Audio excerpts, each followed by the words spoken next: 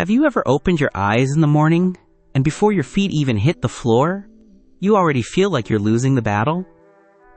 The anxiety sits heavy on your chest, the endless to-do list starts screaming in your mind, and the weight of the day feels absolutely crushing before it's even begun. What if I told you that the secret to breaking that morning overwhelm has been hiding in plain sight inside the book of Psalms? I remember when my mornings used to be a complete and utter war zone. A few years ago, I was going through a season where the stress in my life felt like a thick, suffocating fog that just wouldn't lift. My alarm would go off, and the very first thing I'd do was reach over, grab my phone, and let the chaos of the world flood into my mind. I'd see urgent emails, stressful news notifications, and a calendar packed with obligations I didn't have the energy to fulfill. By 7 o'clock a.m., I was already utterly exhausted. I was carrying the weight of the entire week on my shoulders before I'd even poured my first cup of coffee. I felt incredibly distant from God during this time, mostly because I was trying to fight my battles entirely on my own strength. I thought if I just woke up earlier, worked harder, and worried more efficiently, I could somehow manage the overwhelming tide of my life. But all it did was leave me feeling hollow, anxious, and desperately tired. It was during one of those exceptionally dark and heavy mornings, sitting on the edge of my bed with my face buried in my hands, that I finally realized my strategy was completely broken. I was giving the first and best of my mental energy to my problems, rather than giving it to the only one who actually had the power to solve them. That realization led me directly to the words of King David in Psalm chapter 5. David was a man who understood pressure. He literally had armies hunting him down, people trying to steal his throne, and the immense weight of leading an entire nation resting squarely on his shoulders. Yet when we read Psalm chapter 5 verses 1 and 2, we see exactly how he chose to handle that crushing pressure. David writes, "Listen to my words. Lord, consider my lament. Hear my cry for help, my King and my God, for to you I pray." Notice what David doesn't do here. He doesn't start his day by analyzing his enemies or obsessing over his massive problems. He points his voice, his pain, and his overwhelmed heart directly at God. Think about it like a tuning fork.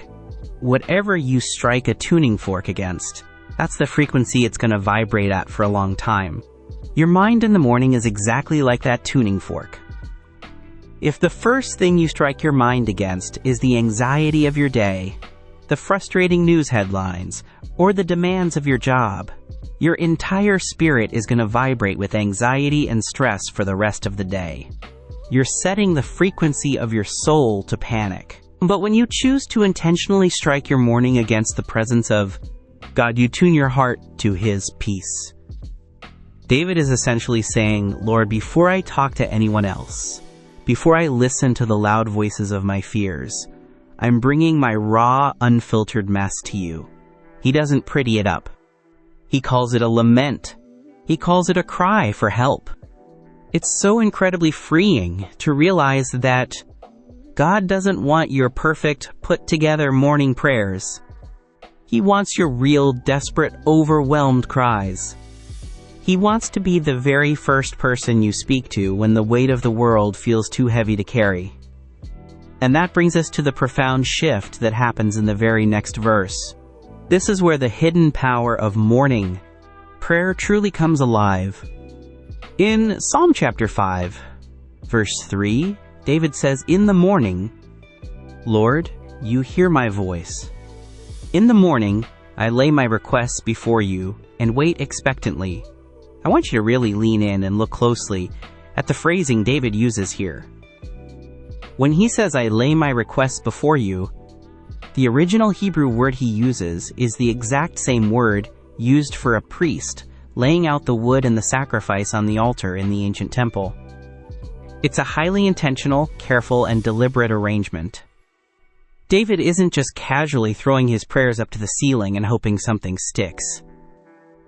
He's taking every single one of his anxieties, his fears about the future, his financial worries, his relationship struggles, and he's carefully laying them out on God's altar, piece by piece. Have you ever tried doing that? Instead of letting your worries swirl around in your head like a chaotic tornado, what if you deliberately took each one and said, Lord, here's my worry about my job. I'm placing it on your altar. Here's my fear about my children. I'm laying it right here in your hands. Once the priest laid the sacrifice on the altar, it no longer belonged to him. It belonged to God. It was God's responsibility to send the fire. We carry so much unnecessary agony because we keep trying to hold on to the sacrifices we're supposed to be leaving on the altar. And look at how David finishes that verse. And wait expectantly. Another translation says, and watch. He's like a guard, standing on the city wall, looking out at the horizon, absolutely confident that the sun is going to rise.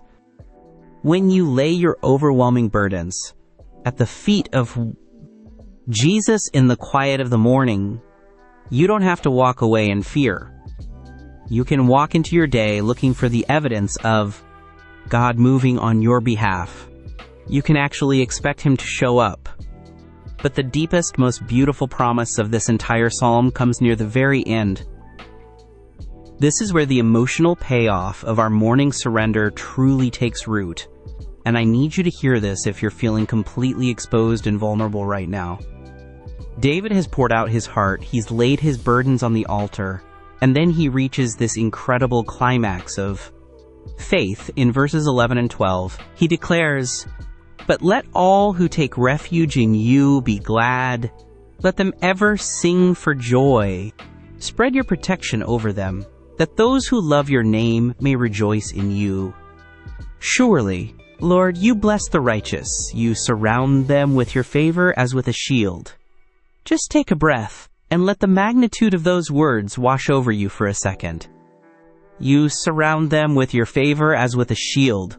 In the ancient world, the shield David is referring to here wasn't a small, round buckler that just protected a soldier's chest. The word used here describes a massive, full-body shield. A shield that wraps entirely around the person, covering them from head to toe, leaving absolutely no part of them exposed to the enemy's arrows. When you wake up feeling utterly overwhelmed, the enemy wants you to believe that you're walking out your front door completely naked and vulnerable to the attacks of the day. He wants you to feel fragile. He wants you to feel like one piece of bad news is going to completely shatter you. But God is promising you right here, right now, that when you make Him your refuge in the morning, He wraps you in a full-body armor of His divine favor. You aren't walking into your office unprotected. You aren't facing that difficult medical diagnosis alone. You aren't navigating the chaos of your family life in your own fragile strength. The Creator of the universe has placed a shield around you that the anxieties of this world simply can't penetrate. That's the hidden power of morning prayer. It doesn't necessarily make the problems disappear, but it completely changes the posture of the person facing them. You stop being a victim of your day and